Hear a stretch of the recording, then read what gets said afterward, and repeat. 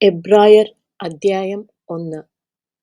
ദൈവം പണ്ട് ഭാഗം ഭാഗമായിട്ടും വിവിധമായിട്ടും പ്രവാചകന്മാർ മുഖാന്തരം പിതാക്കന്മാരോട് അരുളി ചെയ്തിട്ട് ഈ അന്ത്യകാലത്ത് പുത്രൻ മുഖാന്തരം നമ്മോട് അരുളി ചെയ്തിരിക്കുന്നു.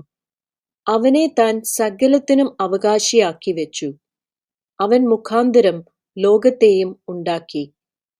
അവൻ അവന്റെ തേജസ്സിന്റെ പ്രഭയും തത്വത്തിന്റെ മുദ്രയും സകലത്തെയും തന്റെ ശക്തിയുള്ള വചനത്താൽ വഹിക്കുന്നവനും ആകകൊണ്ട് പാപങ്ങൾക്ക് പരിഹാരം ഉണ്ടാക്കിയ ശേഷം ഉയരത്തിൽ മഹിമയുടെ വലത്ത് ഭാഗത്ത് ഇരിക്കയും അവൻ ദൈവദൂതന്മാരെക്കാൾ വിശിഷ്ടമായ നാമത്തിന് അവകാശിയായതിന് ഒത്തവണ്ണം അവരെക്കാൾ ശ്രേഷ്ഠനായി തീരുകയും ചെയ്തു.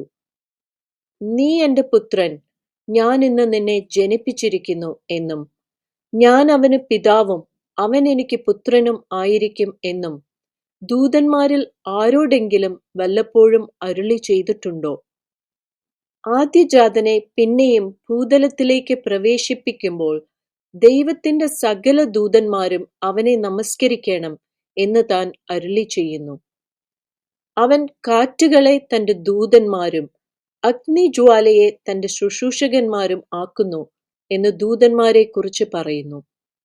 പുത്രനോടോ, ദൈവമേ, നിന്റെ സിംഹാസനം എന്നും എന്നേക്കുമുള്ളത്, നിന്റെ രാജത്വത്തിന്റെ ചെങ്കോൽ നേരുള്ള ചെങ്കോൽ. നീ നീതിയെ ഇഷ്ടപ്പെടുകയും ദുഷ്ടതയെ ദ്വേഷിക്കുകയും ചെയ്തിരിക്കയാൽ ദൈവമേ, നിന്റെ ദൈവം നിന്റെ കൂട്ടുകാരിൽ പരമായി നിന്നെ ആനന്ദ തൈലം കൊണ്ട് അഭിഷേകം ചെയ്തിരിക്കുന്നു എന്നും കർത്താവേ, നീ പൂർവകാലത്ത് ഭൂമിക്ക് അടിസ്ഥാനമിട്ടു. ആകാശവും നിന്റെ കൈകളുടെ പ്രവൃത്തിയാകുന്നു. അവ നശിക്കും, നീയോ നിലനിൽക്കും. അവ എല്ലാം വസ്ത്രം പോലെ പഴകിപ്പോകും. ഉടുപ്പ് പോലെ നീ അവയെ ചുരുട്ടും, വസ്ത്രം പോലെ അവ മാറിപ്പോകും. നീയോ അനന്യൻ, നിന്റെ സംവത്സരങ്ങൾ അവസാനിക്കുകയുമില്ല എന്നും പറയുന്നു. ഞാൻ നിന്റെ ശത്രുക്കളെ നിനക്ക് പാദപീഠമാക്കുവോളം നീ എന്റെ വലത്തുഭാഗത്തിരിക്ക എന്ന് ദൂതന്മാരിൽ ആരോടെങ്കിലും വല്ലപ്പോഴും അരുളി ചെയ്തിട്ടുണ്ടോ? അവരൊക്കെയും രക്ഷ പ്രാപിപ്പാനുള്ളവരുടെ ശുശ്രൂഷയ്ക്ക് അയക്കപ്പെടുന്ന സേവകാത്മാക്കളല്ലയോ?